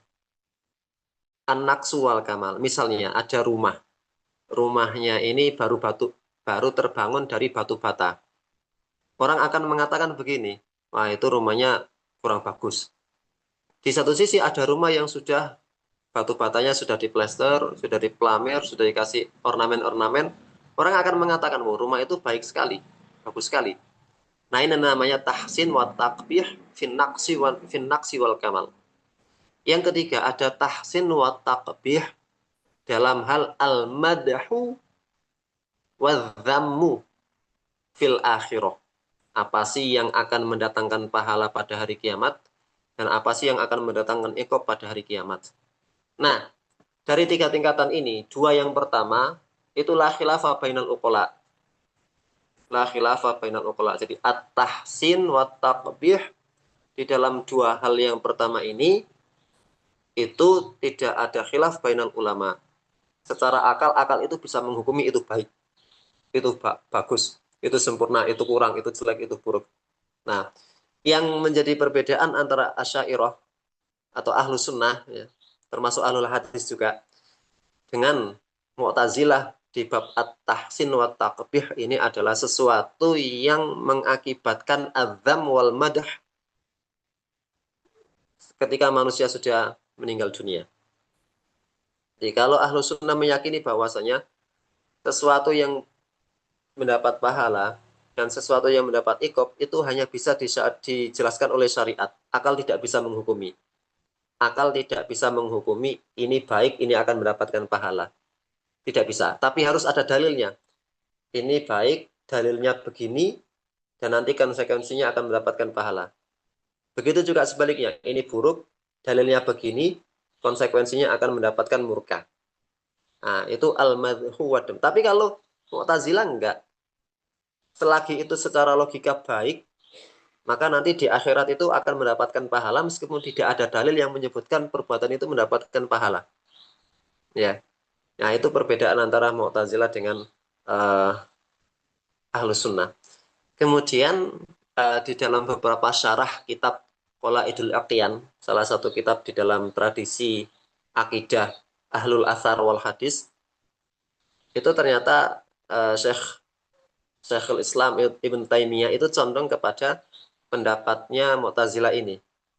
Jadi seseorang itu mendapatkan pahala atau mendapatkan iqab itu tidak mesti menunggu dalil bahwa perbuatan itu akan mendapatkan pahala atau perbuatan itu mendapatkan iqab. Gitu ya. Jadi wala raiba anna aqwala Ibni Hazmin mumassilu dhahiriyah wa muhamiha fi inkari ta'lili wal qiyas hiya allati awhat ila skat wa amsalihi bihadza zam wa atathum madatan yu'aiduna biha hadzal iftira' ma'annahum ya'lamuna haqqal ilmi makana hadhil fi'ati wa fiqhiha min jumhuril ummah. Jadi beliau mengatakan bahwa para orientalis ini mendapatkan banyak suplemen untuk menyerang fikih itu malah dari Ibnu Hazm dan kalangan yang dan semisalnya dari kalangan Dhahiriyah misalnya Dawud Ad-Dhahiri. Yang unik sebenarnya ada An-Nadham itu dari kalangan Mu'tazilah. Kalau kita buka Raudhatun Nadhir itu kan sering wa khalafu an-nadham wa qala an-nadham. Nadham ini tidak dianggap sebagai ulama, tapi pendapatnya itu sering dibantah di dalam Raudhatun Nadhir. Ya mungkin karena terlalu sering tersebar. Uniknya Nadham ini termasuk dari kalangan Mu'tazilah yang mengingkari adanya taklil. Gitu. Itu ya agak unik juga, bisa aja gitu di Nazom ini ya. Bikin acara sendiri itu. Mu'tazilah kok mengingkari kias itu ya aneh itu ya. Nah beliau mengatakan begitu bahwa Syekh Al-Qurtubi mengatakan bahwa Scott ya, Syahid ini mendapatkan banyak ilham dari pendapat-pendapatnya Ibnu Hazm bahwasanya fikih itu tidak memiliki taklil, tidak bisa dilogikakan. Ya, harus taslim, kemudian tafwid faidahnya kepada Allah Subhanahu wa taala. Ya. Sedangkan mereka ini sendiri juga tahu bagaimana posisi Ibnu Hazm dan mazhab Dhahiriyah secara umum di dalam tradisi fikih nggak terlalu dianggap kan. Makanya khilafnya Dhahiriyah itu khilaf yang ghairu mu'tabar, itu kasihan sekali. Jadi pokoknya kalau ada masalah jumhur kemudian Dhahiriyah punya pendapat, terus anggap saja Dhahiriyah ini nggak ada gitu ya, rusak istilahnya ya, nggak usah dianggap gitu ya. Ya kasihan lah gitu ya. Tapi ala kulli hal Dhahiriyah itu berbeda ternyata dengan Dhahiriyatul Yaum ya. Dhahiriyah dulu Dhahiriyah pinter, sekarang Dhahiriyahnya Dhahiriyah aneh gitu ya. Pokoknya harus mana dalilnya, mana dalilnya. Mana ya benar juga sih harus ada dalilnya, tapi kan ketika menganggap dalil itu cuma Quran dan Sunnah dan yang sore-sore ya susah gitu mendapatkannya. Jadi nggak berlaku kias gitu ya. Tapi yang menarik begini, bukan ketika Zahiriyah itu menolak kias, itu berarti bukan berarti banyak hukum yang alfa atau banyak masalah yang alfa dari hukum di dalam pendapat mereka. Mereka itu pegang dengan umumatul lafadz. Umumatul lafadz. Ya misalnya terkait hal-hal yang memabukkan misalnya. Kan mereka tidak memakai kias untuk sampai pada bahwasanya perasaan misalnya di Tuban itu ada toa misalnya. Toa itu memabukkan gitu. Kalangan Dhahiriyah untuk sampai kepada haramnya toa itu tidak menggunakan pendekatan kias, tetapi menggunakan pendekatan umum. Kullu kullu muskirin haram, segala sesuatu yang memabukkan itu haram. Berarti masuk dalam yang dari tahta al-lafadz al-am gitu ya. Jadi begitu, kadang bukan berarti seorang ulama menolak metode ini kemudian tidak bisa menghasilkan hukum. Kadang hasil kesimpulan hukumnya sama, tapi metodenya yang berbeda. Metodenya berbeda tetapi hasil kesimpulan hukumnya itu sama, itu ya bisa dan sering. Ya salah satu contohnya ya seperti itu. Sama-sama haram, yang satu menggunakan kias, yang satu menggunakan pendekatan umum gitu. Wa qad radda al-muhaqqiquna min fuqaha'il ummati ala kulli ma atharahu Ibnu Hazmin wa man naha nahwahu wa naqaduhu min asasihi wa bayyanu bil barahin an-nasi'ah anna syari'ata la tufarriqu baina mutamathilaini. Syariah itu tidak akan memisahkan dua hal yang sama. Kalau ada dua hal yang sama, hukumnya itu akan sama. Wala tazma'u baina mukhtalifaini, ya. Dan syariah itu tidak akan pernah mengumpulkan sesuatu yang berbeda. Ilatnya berbeda kok dihukumi sama, tidak mungkin. Wala ta'ti bi syai'in kharijin an muqtadha al-hikmati abada. Jadi tidak ada syariat ini yang lepas dari hikmah. Semuanya itu ada hikmahnya. Ya'rifuhul bashar aw la ya'riful bashar. Syariat itu ada hikmahnya. Kama yattadihu dzalika fi i'lamil muwaqqi'in lil Imam Ibnul Qayyim. Ini kitab menjadi salah satu rujukan penting bagi pengkaji maqasid syariah, I'lamul Muwaqqi'in. Ditulis oleh Imam Ibnul Qayyim al-Jauziyah. Wa mimma akkadahu Ibnul Qayyim huna wa naqalahu an syaikhihi Syekhul Islam Ibn Taimiyah fi Risalatil Qiyas anna la syai'a fi syari'ati ja'a mukhalifan lil qiyasi abadan khilafan lima dhahaba ilaihi ba'dul fuqaha wa anna ba'dul ahkam ja'at mukhalifatan lil qiyas lima wara'aha min maslahatin wa qad dzakara asy-syaikhani hadhihi al-ahkama wa bayyana bi tafsili mutabaqataha lil qiyas as-sahih tamamal mutabaqah.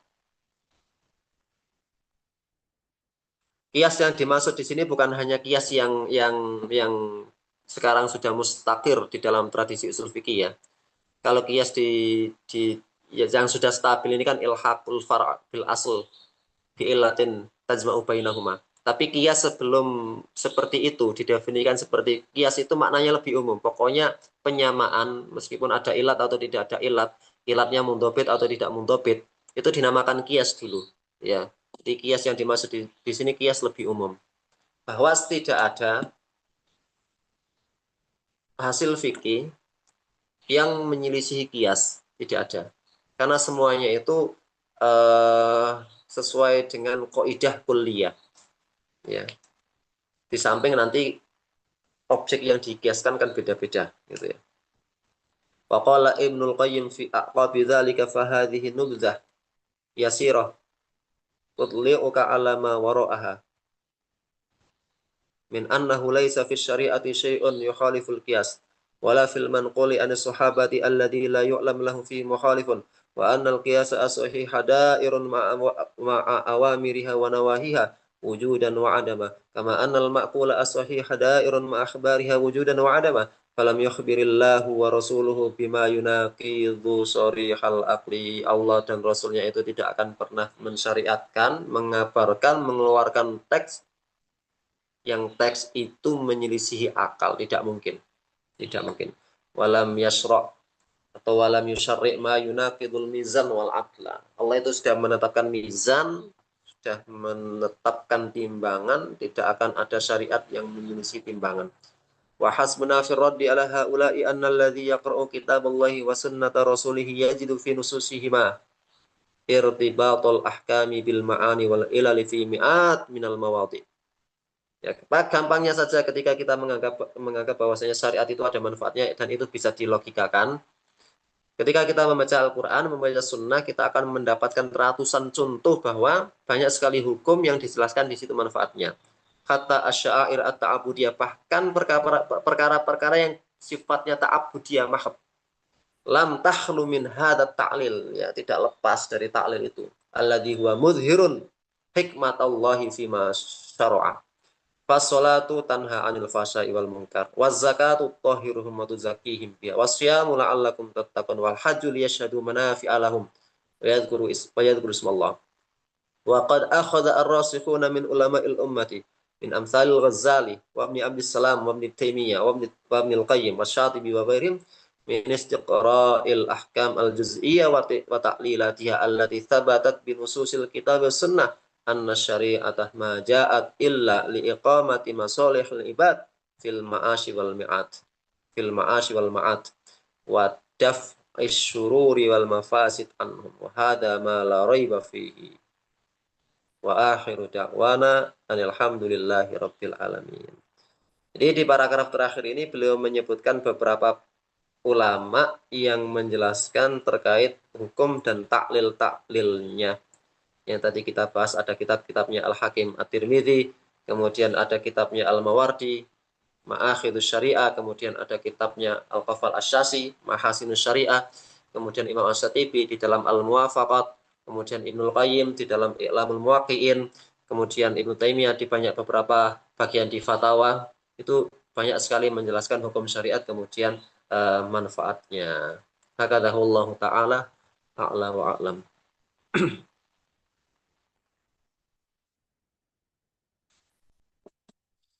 Saya kembalikan ke moderator.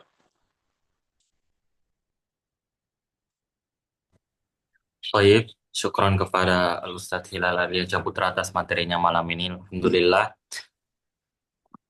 telah selesai materinya tadi, dan tentu kita insya Allah dapat banyak pelajaran ya, terutama anak sendiri pribadi mengenai tadi bagaimana murunahnya syariah itu sendiri, fleksibilitas syariah, dan syariah itu fleksibilitas yang salah satunya alasannya karena tidak semuanya itu dijelaskan oleh Nabi, tidak semuanya di dalam Al-Quran dan juga hadis dan lain sebagainya.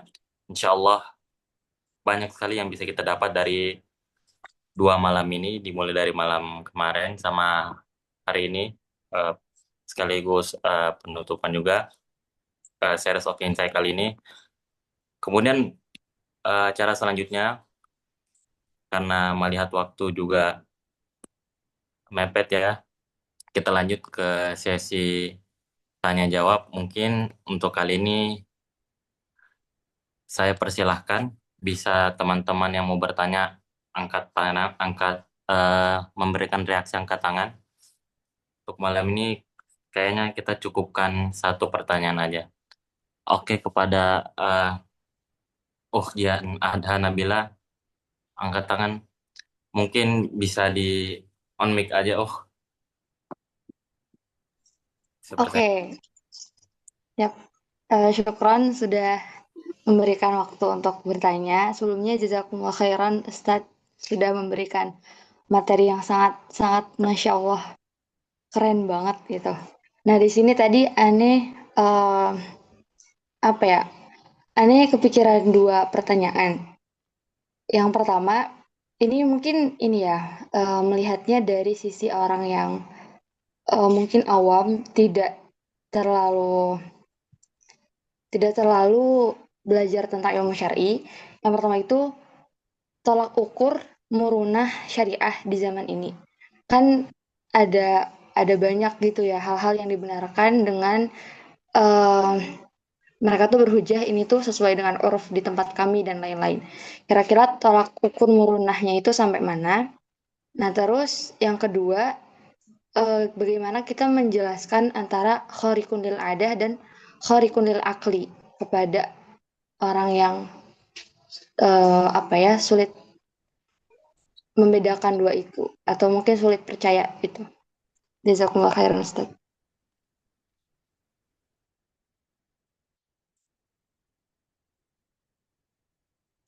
Oke, tentang murunah tolak ukur. Jadi fas'alu ahla dzikri in kuntum la ta'lamun. Yang pertama, yang kedua atiullaha wa atiur rasula wa ulil amri minkum. Karena ini masalah fikih, masyarakat awam tidak punya kesempatan untuk masuk di situ. Masyarakat awam tidak ada kesempatan untuk ikut campur di bab itu. Kemudian membahas dengan dirinya sendiri, oh itu muruna, itu bisa fleksibel, itu bisa berganti-ganti hukum. Tidak bisa. Fas'alu ahla dzikri in kuntum la ta'lamun. Tanya kepada ahlinya, tanya kepada fuqaha, tanya kepada mufti setempat. Ati Allah wa atiur Rasul wa ulil amri minkum. Ulil amri di situ termasuk adalah para fuqaha, ya para ahli ilmu. Maka eh, tidak bisa orang awam, harus bertanya. Kemudian sampai mana murunah itu bisa terjadi? Ya tadi, para ulama itu akan menjawab atau mufti itu akan menjawab pertanyaan berdasarkan keadaan penanyanya seperti apa. Saya ingat ada cuplikan apa potongan ceramahnya Gus Baha gitu. Terkait beliau pernah ditanya orang di pasar gitu. Hukum menyembelih ayam yang habis ketubruk sudah mau mati. Kalau kita baca di dalam tradisi mazhab Syafi'i, binatang itu halal sembelihan. Sembelihannya menjadi halal ketika ada dua hal. Satu dari dua hal. Satu dari dua hal. Yang pertama, ketika disembelih darahnya masih muncrat, atau ketika selesai disembelih dia masih beruntak ya, ada kejet-kejetan gitu ya. Yang dalam istilahnya adalah hayatan mustaqirrah. Dalam tradisi mazhab Syafi'i itu tidak boleh kalau ada ayam sakit disembelih, kemudian tidak ada darah yang mengalir, kemudian ketika selesai disembelih dia tidak loncat-loncat kemana-mana itu. Itu dalam tradisi mazhab Syafi'i tidak bisa. Tetapi dalam tradisi Imam Malik itu boleh. Yang penting masih ada nyawanya maka halal untuk disembelih. Nah, yang menjadi poinnya adalah ketika yang bertanya ini adalah orang yang kelihatan miskin. Wong hartanya cuman itu, dia cuman punya ayam, ayamnya mati ketubruk. Bukan mati ketubruk ya, mau mati karena ketubruk masih bisa disembelih, masa kita jawab pakai mazhab Syafi'i yang itu haram, kan kasihan sekali. Makanya kemudian pindah jawabnya pakai pendapatnya Imam Malik, yang penting nyawanya masih ada, masih gerak, nadinya masih gerak, ya sudah disembelih dan itu menjadi halal. Nah, ya model-model seperti itu yang membuat fikih itu fleksibel sesuai dengan apa istilahnya keadaan masyarakat yang bertanya. Sesuai dengan keadaan masyarakat yang bertanya. Begitu ya. Tentang tolak ukur itu hanya bisa diketahui oleh para fuqaha dan nanti masing-masing kasus itu berbeda. Yang kedua tentang khariqun lil adah dan khariqun lil aqli. Ya kita edukasi. Edukasi ada loh ranah-ranah yang masuk dalam kategori adah itu seperti apa. Kemudian ranah yang masuk dalam kategori akal itu seperti apa. Itu kan dibahas, ada pembahasannya. Nah, itu dua hal yang berbeda. Kalau khariqonil ada itu biasanya diambil dari panca indera. Ya, hukum-hukum yang diambil dari panca indera. Misalnya, ya es itu dingin, api itu panas. Kalau jatuh itu dari atas ke bawah, ya kan jatuh dari atas ke bawah dan seterusnya. Yaitu bersumber dari panca indera dan itu adat. Berdasarkan observasi ketika dilihat ternyata setiap batu yang dilempar ke atas dia kembali ke bawah. Kecuali di atas ada yang nangkap yang nggak turun-turun ke bawah. Gitu. Nah, itu masuk dalam kategori masuk dalam hukum ada. Hukum ada itu bisa dibantah. Jadi premis mayornya al-muqaddimah al-kubrohnya itu hukum ada itu bisa dilanggar. Ya, hukum ada itu bisa dilanggar karena tidak ada talazum yang harus di situ. Kemudian khariqun lil akli itu ya masuk dalam kategori sesuatu yang ternalar saja. Biasa dikasih contoh kalau anak syariah itu jarang membaca mukaddimahnya Raudhatun Nadhir, ya kan? Dan juga jarang disarah itu. Nggak tahu apakah memang ada instruksi untuk tidak membaca mukaddimah mantiqiyah atau apa gitu ya. Biasanya kan langsung dilewati ya. Dari berbagai macam zaman dulu sampai zaman sekarang ya.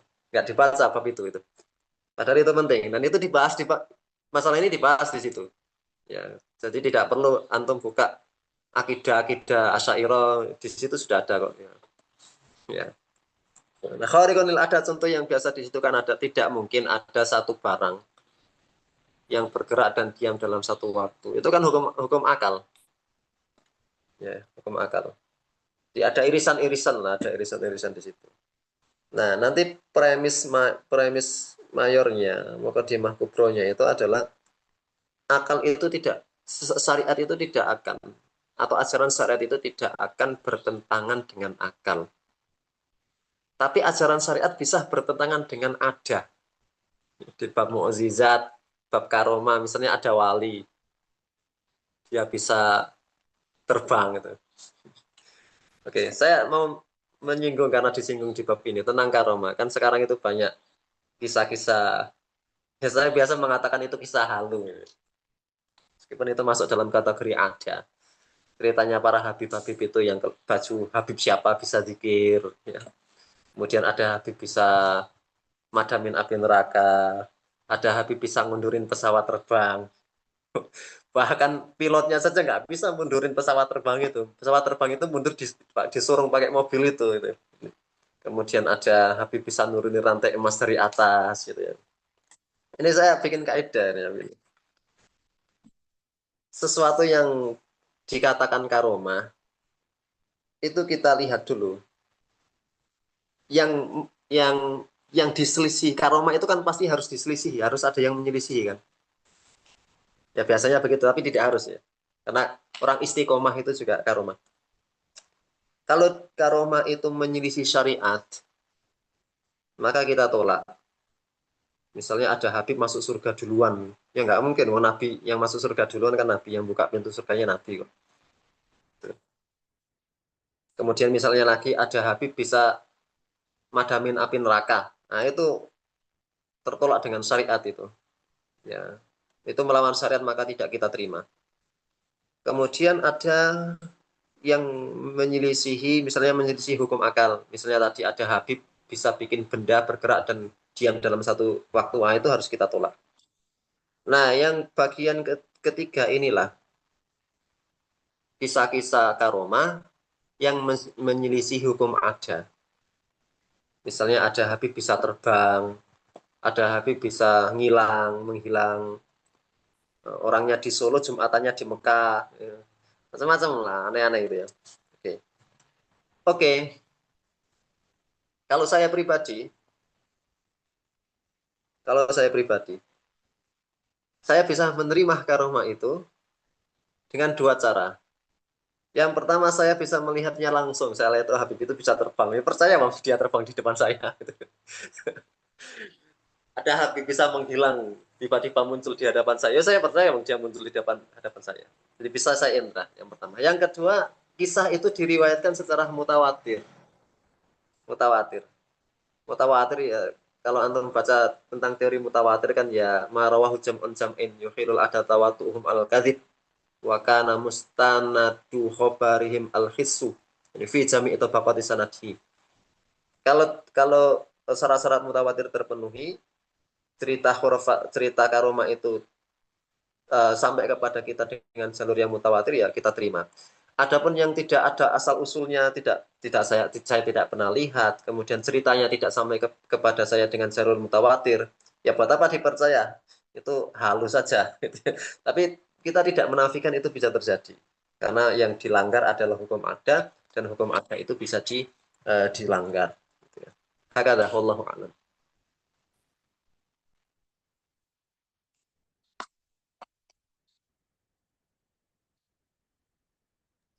Baik, jazakumullah khairan Ustaz atas jawabannya. Gimana? Oh, Jihan, apakah menjawab pertanyaannya? Sangat menjawab, Masya Allah. Jazakumullah khair, Ustaz. Barakallahu fikum.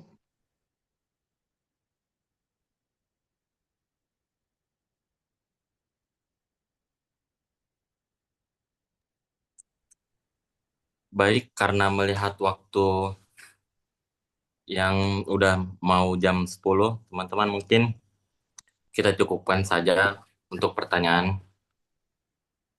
Sebelum penutupan, saya mewakili LDK Al-Fatih terkhusus Departemen Kajian dan Keilmuan mengucapkan jazakumullah khairan kepada Ustadz Hilal Ardian Saputra yang telah meluangkan waktunya untuk berbagi ilmu pada kami selama 2 malam kemarin dan hari ini.